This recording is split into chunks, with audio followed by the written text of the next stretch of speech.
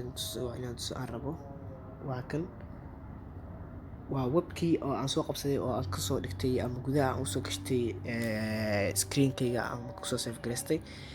Hadda waxaan sameynaynaa applicationka gudaha ayaan gelinaa. Hadda wuu soo kacayaa, waxyar aan sugaynaa.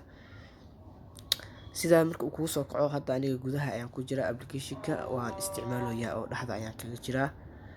Si adiga markaas aan kuu tuso, waa in marka hore aan applicationka aan log out dhaho ama aan ka baxo, si adiga aan kuu tuso qaabka markaas hadda waxaan taabanayaa meeshan ay ku qoran tahay log out ayaan markaa taabanayaa. Hadda ciwaanka wuu ismaysan yahay, waxaa rabaa laakiin adiga sida aad u samaysan lahayd inaan ku tuso. Waxaad ku samaysan kartaa labadaba u isticmaali kartaa.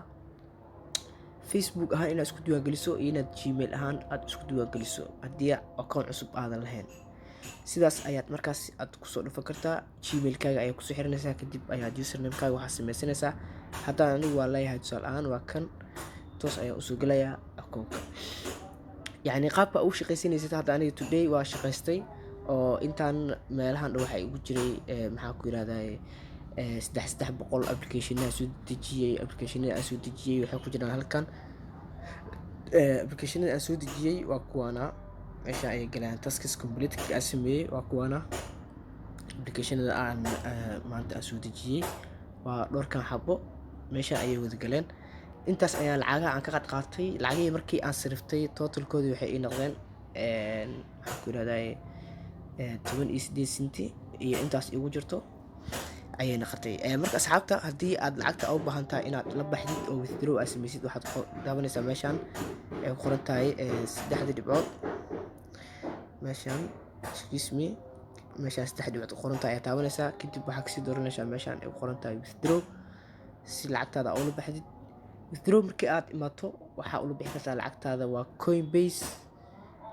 waxaa kula bixi kartaa Coinbase ama Airtime ama Payeer ama Perfect Money ama Advocash, ama haddii aad rabto waxaa kula bixi kartaa Amazon iyo PayPal iyo Lotcon ku socdaan. Hadda intaan waa instant ilaa laga tagayo maxaa ku dhahay Advocash waa instant durba ay kula bixaysaa. Socdaan aniga waxaa isticmaalaa Soomaaliya taanaay Perfect Money. Perfect Money waxa lacagta u yaraad dooranaysid waxaa waaye waa intaas waaye. Hadda socdaan account-kayga haddii aan gelsho oo perfectiga lacagtii balance uma filna oo markaas aan kula bixi karo, waa in aan sugaa $1 iyo marka ay noqonayso. Hadda haraaga waa ujeedaa waxaa waaye waa 0.18 centi.